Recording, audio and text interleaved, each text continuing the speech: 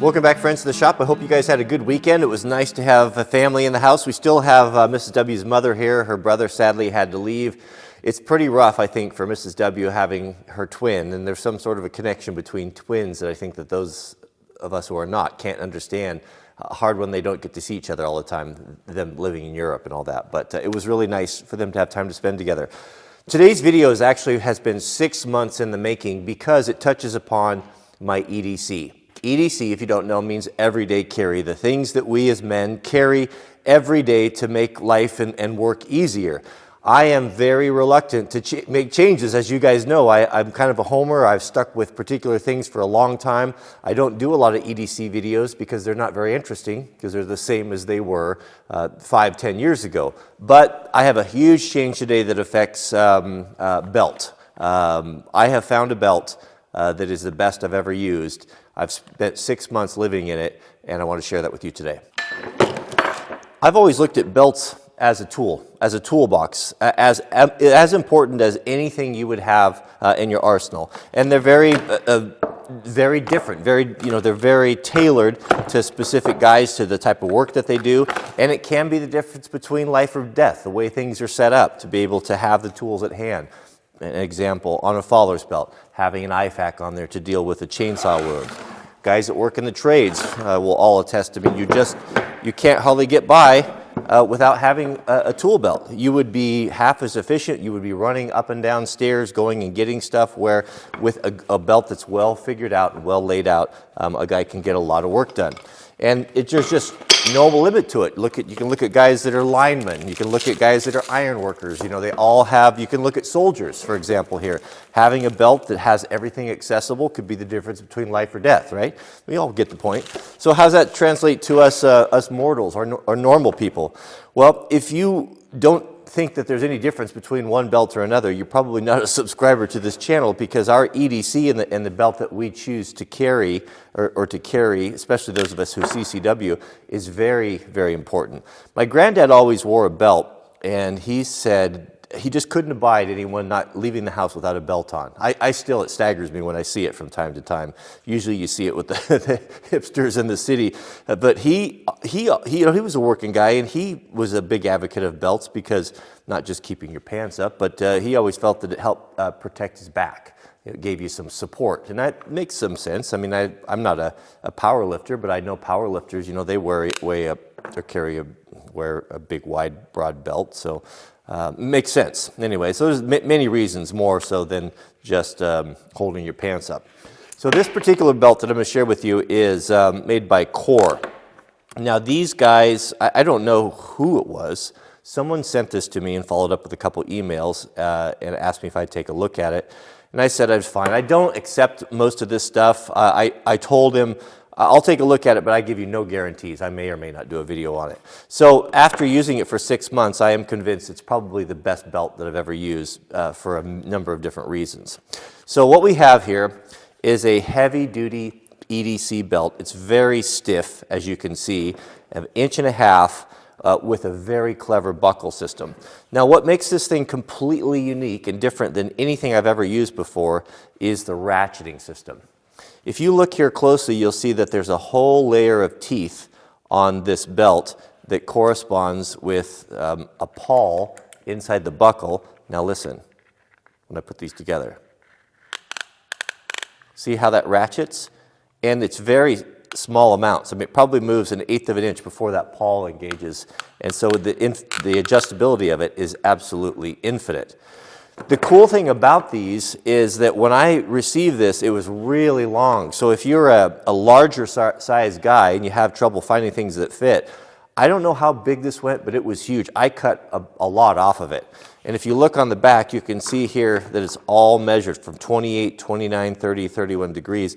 And so what I did, per the instructions, was take the buckle off and I cut it to my particular waist size, and that way I don't have a whole bunch of extra tail sticking out there that I have to deal with. So that in itself is a really clever design.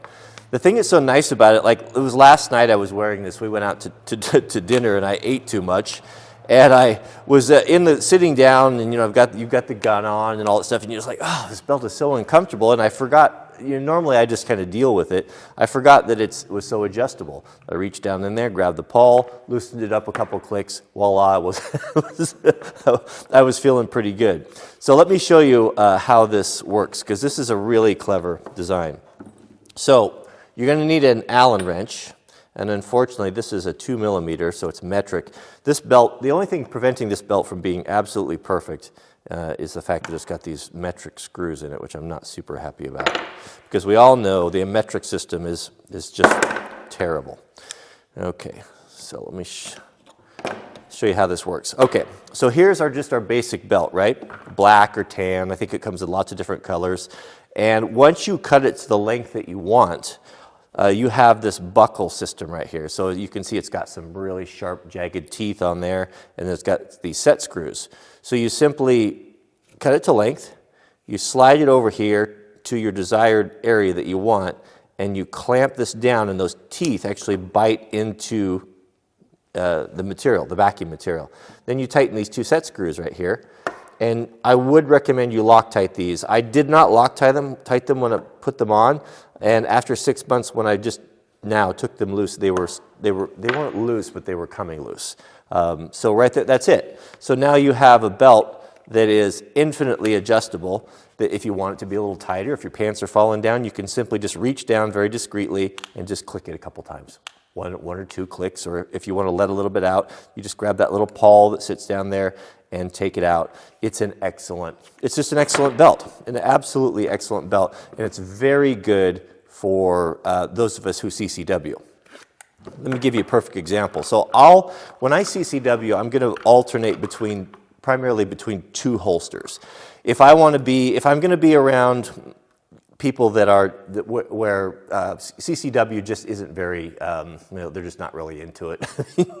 Some of our left-leaning friends, I don't want to offend anyone, and there's no reason to. So I'll just be a little bit more discreet. So I'm going to wear an inside the waistband holster, like the excellent Milt Sparks, best inside the waistband holster ever made.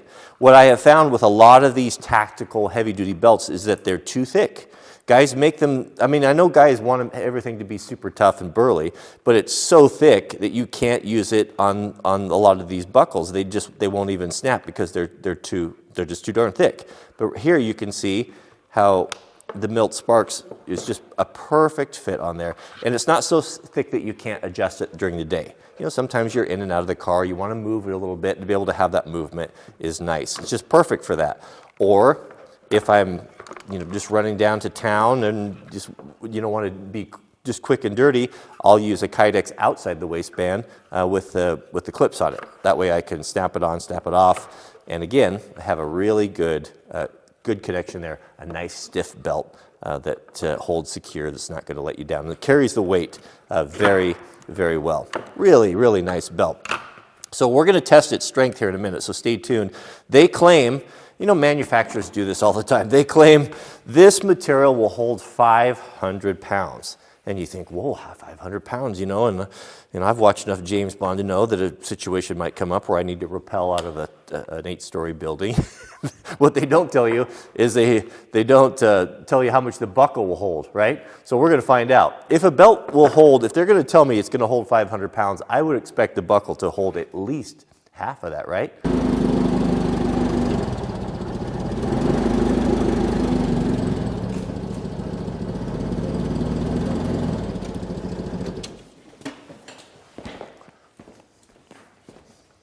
Yes, I did get some new tin pants. Mrs. W ordered them for me. My other ones I've had for 6 years, and they're absolutely trashed. I should show you what they look like after 6 years. Okay, so this is a Honda generator. I checked the specs on their site. It said it weighed approximately, with fuel, about 250 pounds. Now that's half the weight of what they're claiming the webbing will hold. But the webbing isn't the problem, is it? It's the buckle. This having the little pawl on there with the plastic, I don't know how strong it is, but we'll find out, right? We'll find out. So it should be able to lift 250 pounds. All right, here we go, guys. We're going to test the tensile strength of the Core EDC belt with 250 pounds. Will that buckle support the weight of a large man?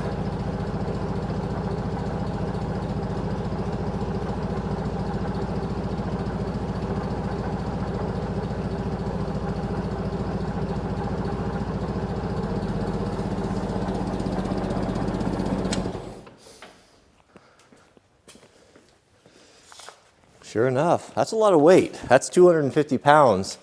The guys over at Core are breathing a collective sigh of relief right right now, but they did say 500 on the webbing, right? So what happens if I throw another 200 on top of it, i.e. myself and my tin pants here?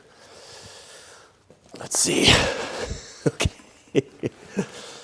I'd be impressed if that little pawl will hold that much, but we'll find out here. So I'll slowly add my weight to it here. This could end badly. I don't like the position of this thing. Okay. This is a dumb idea. All right, I'm going to put all my weight on it. Hopefully it doesn't break. Okay, we'll go with that. It's too scary for me to stay up here. But yeah, how about a couple hundred more pounds there, shaking it. That's pretty good. I didn't think that that pawl would hold that. Question is, does it still work? Yeah, I don't see any damage. No damage on the pawls. You can see there. Still function perfectly. That's pretty impressive. Now keep in mind that, I mean, where are you going to get content like this on YouTube?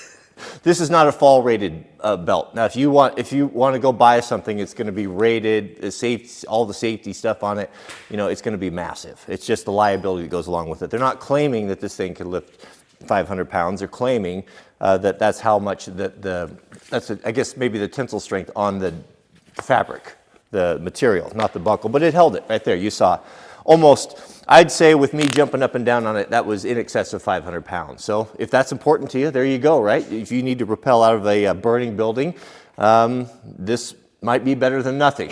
So there it is. So that's pretty cool. But I've really enjoyed this.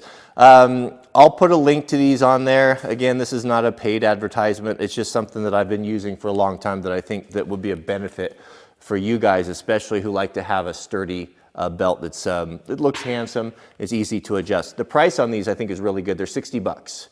Again, I didn't pay for this. They sent it to me, but there was no obligation, and I'm doing this on my own free will. It might be a nice Christmas gift. So they have lots of different options. You can go to their website, but I've really enjoyed it. I've enjoyed it a lot. I like the look of it. Apart from the few shortcomings, I'm not a real fan of the crinkle finish on there, but it is an excellent EDC gun belt. So let's put it on here, and I'll show you how handsome it looks on the new tin pants. I had to wear my suspenders today because I had all my belts off to show you guys for the video.